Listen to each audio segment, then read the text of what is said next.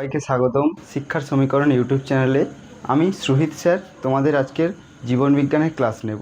আজকের আমাদের প্রথম ক্লাস। তো এই প্রথম ক্লাসে আমরা পড়ব উদ্ভিদের চলন ও গমন। তো চলন গমন, তো গমন অর্থাৎ এক স্থান থেকে অন্য স্থানে মুভ করা, অর্থাৎ এক স্থান থেকে অন্য স্থানে যাওয়া। তো শারীরিক মুভমেন্টের মাধ্যমে এক স্থান থেকে অন্য স্থানে যাওয়া, এটা হলো গমন। এবং চলন অর্থাৎ নিজের জায়গা মানে পজিশান ঠিক রেখে এক স্থান থেকে অন্য স্থানে না গিয়েও নিজের কিছু উদ্দীপকের মাধ্যমে অঙ্গ প্রত্যঙ্গ সঞ্চালন করাটাই হলো চলন। তো তাহলে বোঝা গেল চলন এবং গমনটা কী, দুটোর মধ্যে পার্থক্যটা কী। এবারে আমরা দেখব উদ্ভিদ তার কী কী পদ্ধতিতে কী কীভাবে তাদের চলনটা সম্পন্ন। তো আমরা দেখব উদ্ভিদের চলনে যেভাবে উদ্ভিদ চলন সম্পন্ন করে সেটা মূলত তিনটি ভাগে ভাগ করা যায়। তো একটি হলো ট্যাকটিক চলন, ট্রপিক চলন এবং ন্যাস্টিক চলন। তো ট্যাকটিক চলনটা কি?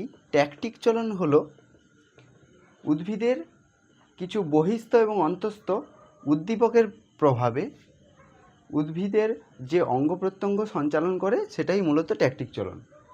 ট্রপিক চলন কি? ট্রপিক চলন হলো যে উদ্ভিদ এই উদ্দীপকের দিকে তার অঙ্গ প্রত্যঙ্গ সঞ্চালন করে, অর্থাৎ উদ্দীপকের দিকে যে চলন ঘটে সেটি হলো ট্রপিক চলন।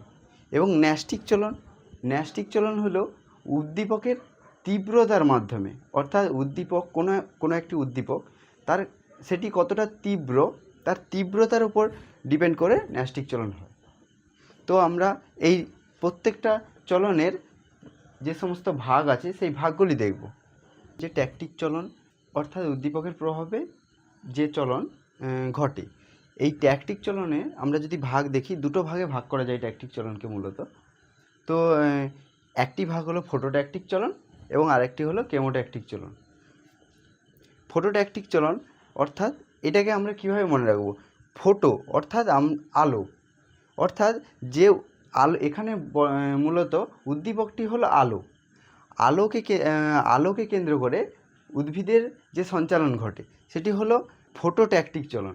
এটাকে আমরা এভাবে মনে রাখতে পারি। এই ফোটো কথাটার অর্থ হলো আলো, আলোকে কেন্দ্র করে যে চলন ঘটে সেটি হলো ফোটোট্যাকটিক চলন।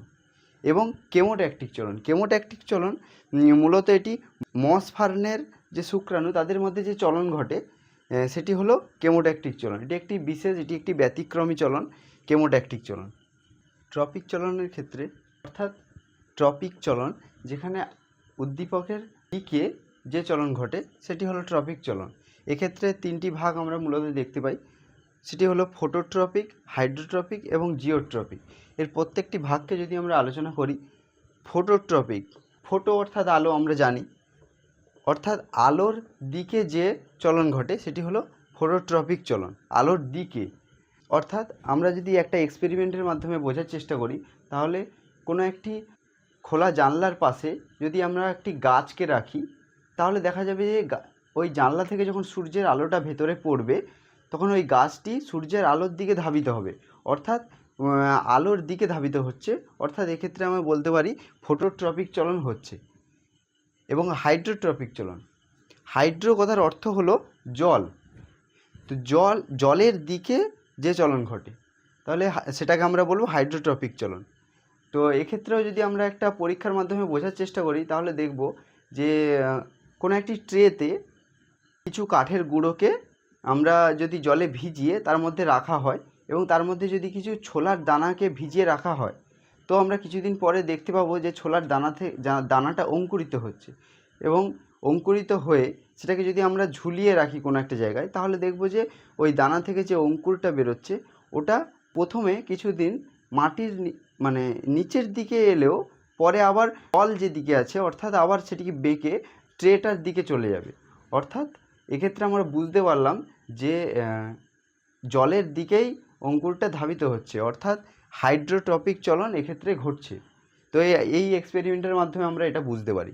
তো জিওট্রপিক চলন সেম, জিও কথার অর্থ হলো গ্র্যাভিটি, মানে পৃথিবীর কেন্দ্রের দিকে যে চলন ঘটে উদ্ভিদের, তো সেটাকে আমরা বলবো জিওট্রপিক চলন। ন্যাস্টিক চলন, ন্যাস্টিক চলনের ক্ষেত্রে উদ্দীপকের তীব্রতার দ্বারা যে চলন ঘটে সেটি হলো ন্যষ্টিক চলন।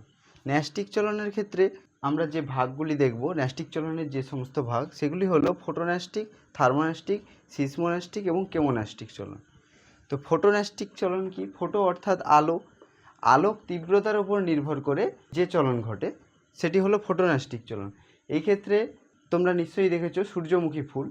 সূর্যমুখী ফুলে যখন সূর্যের ভোরের আলো ফোটে, সূর্যের আলোয় সূর্যমুখী ফুলের যে পাপড়িগুলো ওগুলো ধীরে ধীরে খুলতে শুরু করে, এবং যখন অন্ধকার নামে অর্থাৎ সূর্যের আলোটা যখন আর থাকে না, তখন ধীরে ধীরে সূর্যমুখীর পাপড়িগুলো আবার মুদে যায়। অর্থাৎ এক্ষেত্রে দেখা যাচ্ছে যে আলোর তীব্রতার উপর ডিপেন্ড করে চলন হচ্ছে, সেটি হলো ফোটোন্যষ্টিক চলন। এটি একটি উদাহরণ, তোমরা উদাহরণ হিসাবে লিখতে পারো। থার্মোন্যষ্টিক চলন কি? থার্মো অর্থাৎ তাপ, তাপের উপর নির্ভর করে যে চলন ঘটে সেটি হলো থার্মোন্যষ্টিক। অর্থাৎ থার্মোন্যষ্টিক চলনে তাপের উপর নির্ভর করে যে চলন ঘটছে সেটি থার্মোন্যষ্টিক চলন। এক্ষেত্রে আমরা যদি উদাহরণস্বরূপ দেখি, তোমরা নিশ্চয়ই দেখেছো টিউলিপ ফুল। তো টিউলিপ ফুলের যে পাপড়ি, ওটা তাপের যত তাপ বাড়বে তার পাপড়িগুলো তত বেশি পরিমাণে খুলবে। এটি হলো একটি থার্মোন্যষ্টিক চলনের উদাহরণ। তো এটা তোমরা উদাহরণ হিসাবেও লিখতে পারো সংজ্ঞার সঙ্গে।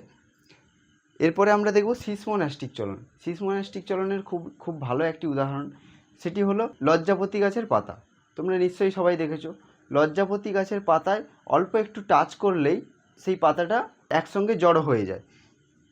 তো সেটি হলো সিসমোন্যষ্টিক। সিসমো কথার অর্থ হলো স্পর্শ, অর্থাৎ স্পর্শ, লজ্জাপতি গাছের পাতায় যদি স্পর্শ করা হয় সেটি গুটিয়ে যায় পাতাটি।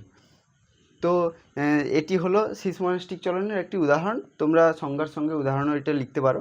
তো এটা হলো সিসমোন্যষ্টিক চলন। কেমোন্যষ্টিক চলন কি? কেমোন্যষ্টিক চলন হলো কেমো অর্থাৎ কেমিক্যাল, অর্থাৎ রাসায়নিক পদার্থ, এর মাধ্যমে যে চলন ঘটে। এর উদাহরণ হিসাবে আমরা দেখতে পারি সূর্য শিশির গাছ। এর ক্ষেত্রে সূর্য শিশির কী করে, তার মানে যে পোকামাকড়কে আকর্ষণ করে, তাদের এক ধরনের রাসায়নিক পদার্থের মাধ্যমে তারা পোকামাকড়কে আকর্ষণ করে এবং সেটিকে গ্রাস করে। তো এর মাধ্যমে কি করে, তাদের কেমোন্যষ্টিক চলন সম্পন্ন করে। তো কেমোন্যষ্টিক চলনের উদাহরণ হিসাবে সূর্য শিশির তোমরা দিতে পারো, লিখতেই পারো।